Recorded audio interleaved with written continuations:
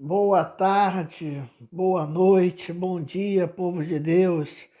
Que a paz esteja convosco, aonde essa palavra chegar, né? A palavra predestinada de sabedoria, a palavra de Deus que é viva e eficaz, mas penetrante do que qualquer espada de dois gumes, né? Apta para discernir pensamentos, emoções, né? Que faz ali divisa do espírito, da alma, palavra cortante, a palavra de Deus que é poderosa, né? A palavra de Deus que não volta vazia e antes cumpre, né? O propósito de Deus que lhe apraz. Amados irmãos, toda quarta e sexta-feira, pela graça de Deus, a Igreja Batista Alfa e Ômega está com estudo sobre o livro de Filipenses, possivelmente entre o mês de agosto e setembro. Talvez um pouco mais, porque eu não tenho pressa nos calendários do curso. O principal é que, de alguma forma, Cristo venha a ser exaltado. Então, nós estamos dando continuidade ao livro de Filipenses, que é a carta da alegria, a carta da felicidade. Fizemos uma introdução nessa segunda mensagem com fatores históricos, a possível data, contextos, né, como nasceu, na casa de Lídia, a vendedora de púrpura, depois simplesmente com a família do carcereiro de Filipos, e ali Deus foi formando um povo. Trabalhamos com ação de graça, né? Com prefácio e ações de graça e oração. E paramos no versículo 6. Então nós vamos dar continuidade. Hoje nós vamos falar de Filipenses 1, do 7 ao 11. E falamos da semana passada, né, na sexta-feira precisamente, de Filipenses 1, do 1 ao 6. Encerramos naquele versículo maravilhoso que Paulo diz: tendo por certo isto mesmo, que aquele que em vós começou a boa obra, a aperfeiçoará até a vinda de Cristo. E ali falamos bastante disso.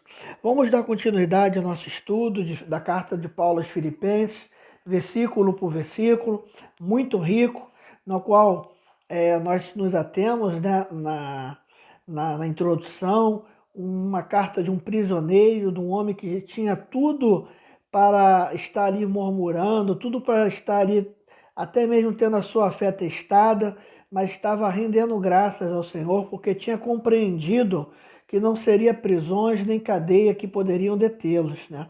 Eu fico vendo o esforço de Paulo com as suas epístolas, as viagens missionárias de Paulo. Ele, à época, fez todo aquele mapa da Europa, né? Uma série, quase o mundo todo, né? A sua época, quase, é óbvio que no que tange a população, os centros das grandes populações. E hoje a gente, por meio da internet, por meio de tantas coisas, né? Você pode estar me ouvindo até mesmo no WhatsApp, pode estar me ouvindo de Facebook, no YouTube, né? Como nós ainda somos aquém de estar falando, proclamando o Evangelho de Deus. Mas, deixando esses intervéries para lá, eu queria dar continuidade. Então, você que possa e gosta de abrir a Bíblia, eu estou lendo de Filipenses 1, do 7 em diante, possivelmente até o 11. Assim diz a palavra de Deus para a nossa vida. Ele vai falando que tem o 6, né, onde nós encerramos, ele diz: tendo por certo, né, isto mesmo, que aquele que começou a boa obra aperfeiçoará até o dia de Cristo. E ele continua: tendo por justo pensar isto de todos vós, porque vos retém em meu coração, pois todos foste participantes da minha graça, tanto nas minhas prisões como na minha defesa e confirmação do Evangelho. Então, Paulo está reconhecendo ali uma igreja muito cheia da graça do Senhor, não é uma igreja tão problemática como a de Corinto, não está apresentando tantos problemas como a de Gálatas, né? Ataque dos judeus, tem seus problemas pontuais, mas é uma igreja que estava sempre se comunicando com Paulo e a gente começa nesse leque, né? A necessidade de estarmos com os nossos irmãos, com as pessoas que nós amamos, com as pessoas que nós apoiamos em todos os instantes, porque é de reconhecimento. Às vezes você pode não ser aquela pessoa que quer todo mundo em casa, eu mesmo sou uma pessoa reclusa, mas sempre quando posso, alguém está precisando de mim, eu tento ajudar nas minhas possibilidades. Ou seja, não é o que você mostra para a sociedade, é aquilo que você faz para com Deus. Então, você não precisa mudar o jeito que você é. Se você é mais alegre que seja, se você é mais introspectivo que seja, mas isso não está relacionado a traços da personalidade, isso está relacionado a traços do caráter, né? Não abandonar as pessoas diante das suas dificuldades, não exercer julgamentos, não criar conjecturas, não faltar o respeito a quem você sempre respeitou. A maior prova do respeito não é quando você está presente de um amigo, de um parente, de um chefe, é na sua ausência.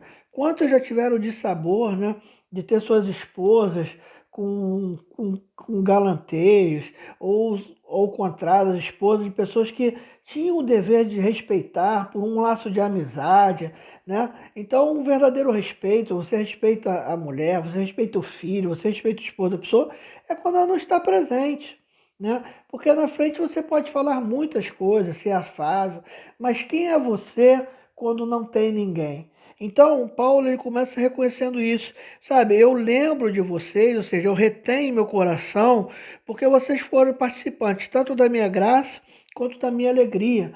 Ou seja, há hoje um sentimento nas igrejas, né, e todos nós estamos sujeitos, que é uma coisa chamada indiferença. A indiferença ela não é algo comum, aceito por Cristo por nós. Primeiro, o que é indiferente tem um traço narcisista, né? Um traço do ser, um traço do eu. Narciso, né? Aquele que se apaixonou pela própria imagem, trabalhado com Freud, né? Sobre um descaráter mor de tantas falhas, de tantos imperfeições e defeitos que causam dor, porque o narcisista ele tanto só olha para si que ele vai se fazendo uma ilha, né? E ali ele não consegue mais ter uma relação com o próximo, de proximidade. Então nós não podemos ser indiferentes. Quando eu sou indiferente, surge um traço narcisista de só olhar para mim, só olhar para minha dor, só olhar para o meu rosto, só eu passo problema, só eu passo dificuldade. Segundo, que a indiferença gera um preconceito, porque quando eu sou indiferente a outra, querendo ou não, eu estou ali mandando uma mensagem que é consciente, inconsciente, de superioridade, ou seja, eu me sinto superior àquela pessoa que eu sou indiferente. E há pessoas hoje que se gloriam de ser indiferente, em vez de estarem combatendo. Nós estamos falando muito sobre tentar ser melhor, tentar ser uma pessoa mais agradável, melhorar cada dia. A indiferença é um traço que vai culminando o homem, as relações situacional, não tem como fazer vista grossa com o irmão que é órfão, com o irmão que é viúva, com pessoas que estão desempregadas. Se está no nosso meio, é necessária a nossa ajuda em todas as esferas, sabe? Espiritual, mas não só se atenda a espiritual.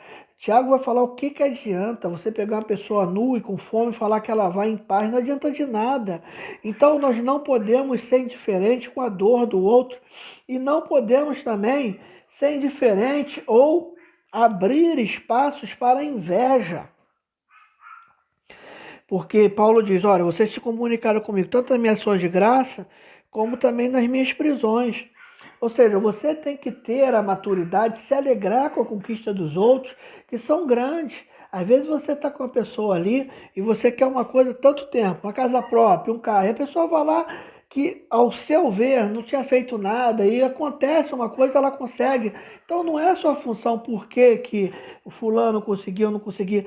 Ter a capacidade de se alegrar de verdade, sem abrir brechas para o sentimento mais mesquinho que possa, um dos mais mesquinhos, que é o da inveja, que é querer ter aquilo da pessoa sem ser ela. Nós temos essa questão, né?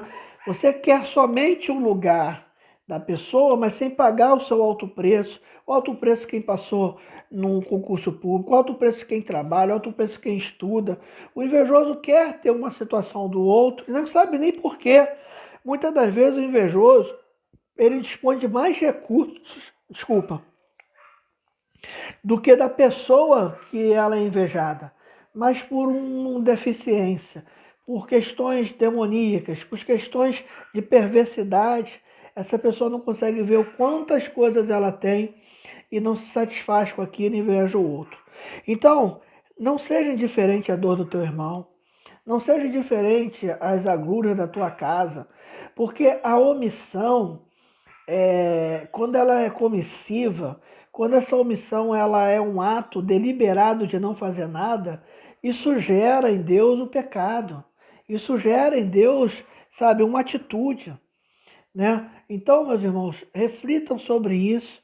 Não se orgulhem. Parece que hoje nas igrejas as pessoas, quanto menos sabem, querem saber, mas não é porque não querem fazer fofoca, nada disso, que fazem. Mas é tipo, quanto menos eu saber do problema, menos eu tenho que ajudar. Não tenha medo. Deus, eu sei que ninguém sai pagando a conta de todo mundo. Não olhe isso com uma visão infantil. Mas de alguma forma nós sempre podemos repartir. De alguma forma nós sempre podemos ajudar. Então creia que Deus é poderoso. Sofra no sentido não de carregar para si a dor do outro, mas tenha empatia, tenha esse envolvimento, porque obra de Deus, casamento, trabalho, uma série de coisas, sem um envolvimento, são coisas que nunca irão subestabelecer, nunca, sempre vai estar faltando alguma coisa.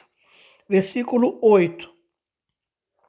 Deus me é testemunha da saudade que eu tenho de todos vós na terna misericórdia de Jesus Cristo. E aqui você pensa que não tem ensinamento, né? Como é bom sentir saudades e como é bom deixar saudades. O ruim é quando a gente olha e passa na vida de alguém e a pessoa fala assim, meu Deus, ainda bem que já faz 10 anos que eu não vejo A, vejo B, que fique mais 25. Que nós sejamos pessoas que deixemos saudades, não na questão do óbito, mas aonde passar seja agradável o nosso retorno.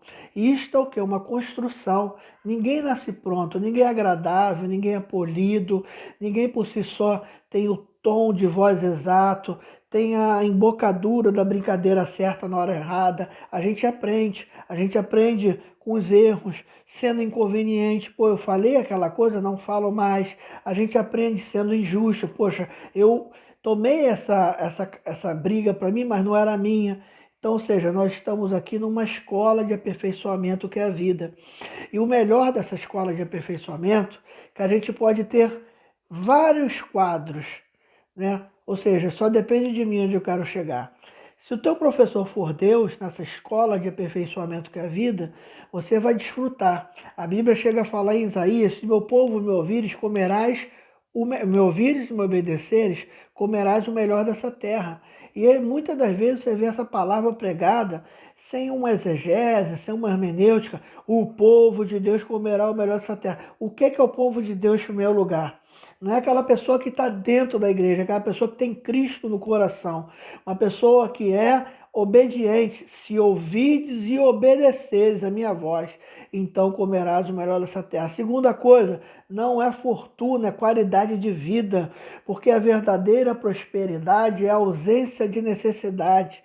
Você tem pessoas, às vezes, que ganha 2 salários mínimos, mas ela é limpa, ela não deve nada a ninguém, ela tem seus remédios, e você olha assim, como aquela pessoa vive com 2, com salário mínimo. É milagre de Deus, porque o Senhor prosperou. Prosperidade não é essa porta larga que as pessoas ficam pregando aí, enganando vocês com votos, com coisas do Velho Testamento. Sejam sábios na presença de Deus. A palavra do Senhor vai falar que o meu povo perece porque lhe falta conhecimento. Porque é muito mais fácil, irmão, fazer um vídeo agora para vocês e falar, meu amigo, minha amiga, você que quer prosperar agora, faça o teu voto até o final do mês e dê tanto de oferta, porque vai abrir as portas, a chave vai aparecer.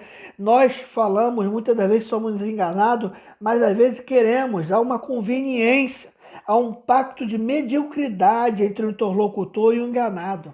Porque a palavra de Deus é construída com muita súplica, com muita obediência. Crente tem que ler Bíblia, crente tem que ir para a escola dominical, crente quando se envolve mais no ministério tem que ir para seminário, crente tem que ser apto ao prender de Deus.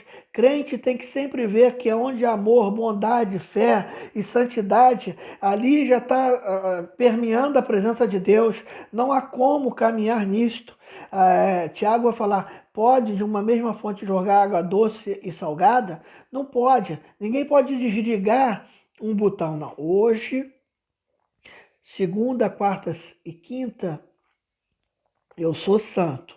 Sexta, sextou e sábado. E domingo, de repente, vai na igreja de manhã. Não tem esse botão de liga e desliga. Você já viu uma fonte? Ela sai meia hora de água doce, meia hora de água salgada. Ou seja, você tem que ser limpo diante de Deus, limpo diante de Cristo. Versículo 9. E esta é minha oração, que o vosso amor aumente mais e mais em pleno conhecimento e percepção, para que possais discernir as coisas excelentes, para que sejais sinceros, inculpáveis até o dia de Cristo, cheio de justiça, o qual vem por meio de Jesus Cristo para a glória e louvor de Deus. Irmãos, o sacerdote, ele tem única e exclusivamente que te conduzir a Deus. Eu sei que nós não podemos, eu hoje, você que está me ouvindo, não somos satisfeitos mais simplesmente com o produto da terra. A sustentação hoje é muito cara. Já falei algumas vezes aqui, hoje no Pão Nosso Cada Dia está uma luz caríssima, está o celular, o carro, são cada vez mais recursos e nós temos nossos custos. Mas você não pode se afastar do que Deus tem para a tua vida. Deus não é uma máquina de dinheiro, um caixa 24 horas eletrônico. Deus quer o dinheiro e você passa ali. Deus vai abençoar, Ele abençoa o dizimista, Ele abençoa o ofertante, Deus abençoe quem trabalha correto, sabe? Deus multiplica pela sua infinita graça. Mas o plano de Deus e o plano do sacerdote é levar você a Cristo. O que você conduz, o que você não conduz, não é muito a questão. O sacerdote não é professor de economia. Ele é professor da graça de Deus, de ensinar o caminho do Senhor. É óbvio que a palavra de Deus fala sobre o desperdício, então você vai falar. Mas nós não estamos aqui para ser mensurados do que eu conquisto ou deixo de conquistar, do que minhas ovelhas conquista ou deixam de conquistar. Paulo ele vai falar, olha, esta é minha oração. Ele começa falando para vocês que o vosso amor aumente mais e mais em pleno conhecimento, ou seja, amor. Esta é a viga mestre do Evangelho. Esta é a necessidade imperiosa de Deus para com a nossa vida. Que você venha ser cheio de amor. Que você venha ser cheio da graça de Deus. Que você venha a cada dia, se tem que enriquecer, enriqueça-se em Cristo. E se a riqueza material vir, amém. Mas que você primeiro seja cheio da graça e da bondade de Deus. Versículo 10. Para que possais discernir as coisas excelentes, para que sejais sincero e culpável até a vinda de Cristo. Discernimento de espírito, discernir as coisas excelentes. Meus irmãos, como tem pessoas trocando rua de ouro, que lá em Apocalipse, o lugar que não vai precisar de sol, porque o próprio Deus será a nossa luz. Quantas pessoas estão trocando, sabe, uma vida de eternidade, de delícia com Cristo, por prazeres momentâneos, por prazeres, sabe, que vão perecer.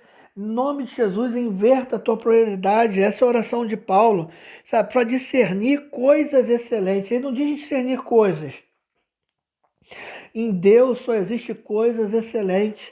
O discernimento da graça, o discernimento do conhecimento, o discernimento que é uma obra das trevas, que é uma palavra de maldição, que é uma pessoa no dia mal.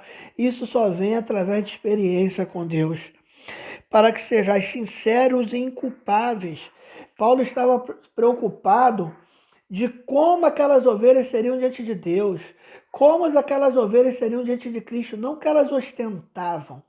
E ele fecha no 10, cheios de fruto de justiça, o qual vem por meio de Jesus para a glória e louvor de Deus. Depois de tudo isso, de você for cheio de amor, se você for discernir coisas excelentes, aumentar, o ser sincero, inculpável, cheio do fruto de justiça, isso tudo virá de Cristo. que ele vai falar, o qual veio por meio de Cristo, para a glória de Deus e para o louvor de Deus. E tudo que nós conquistamos é através de Deus. Todo o aperfeiçoamento, toda a santidade, tudo aquilo que eu alcanço não é mérito meu, não é mérito de pastor. Tira esses pastores, apóstolos de pedestais. Todo sacerdote merece respeito e honra, mas isso não significa colocá-lo acima de Deus. O seu pastor é Cristo. O sumo pastor que deu a vida pelas suas ovelhas é Jesus. Você é ovelha de Deus. Adore a Deus.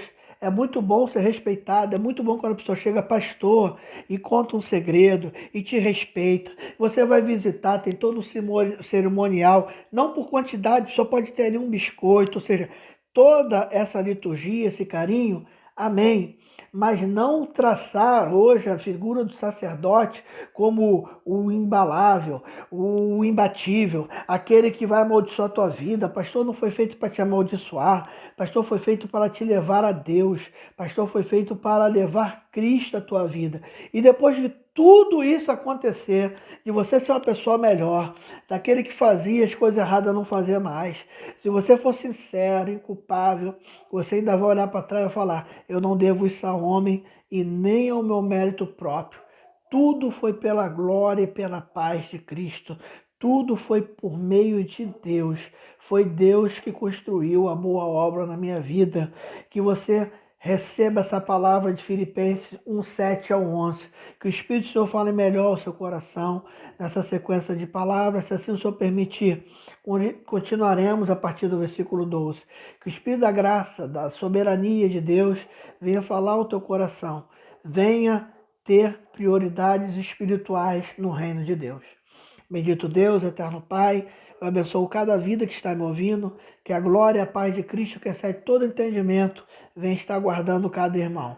E com o amor de Deus, o Pai, a graça maravilhosa de Jesus, o Filho, e a doce comunhão do Espírito Santo de Deus, esteja sobre a tua vida hoje, para todos sempre. Amém. Deus te abençoe rica e poderosamente. Que a boa mão do Senhor venha estar com você. Em nome de Jesus. Amém.